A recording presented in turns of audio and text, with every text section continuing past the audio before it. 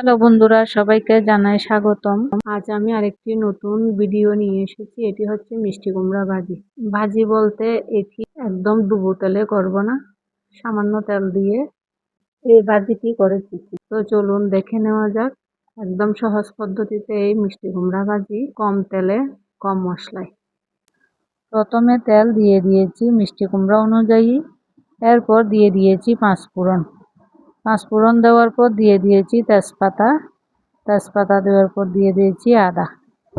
এরপর মিষ্টি কুমড়াগুলো দিয়ে দিব। মিষ্টি কুমড়া দেওয়ার পর দিয়ে দিয়েছি লবণ, হলুদ আর কাঁচামরিচ। সব উপকরণ দিয়ে মিষ্টি কুমড়া নাড়তে হবে কিছুক্ষণ। তো এটা প্রথমে আমি বড় আঁচ দিয়ে রান্না করছি। এখন নেড়ে চেড়ে ঢাকনা দিয়ে দিব।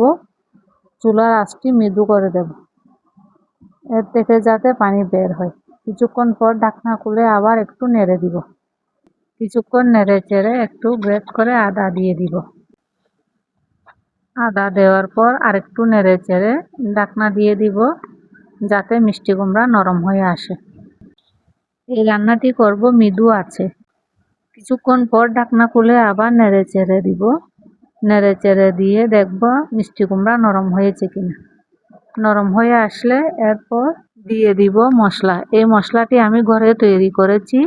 জিরা, ধনে আর মেথি, কালো জিরা, মিঠা জিরা, চিকন জিরা আর তেজপাতা, এই উপকরণগুলো দিয়ে আমি ঘরে ভেজে এই মশলাটি তৈরি করেছি।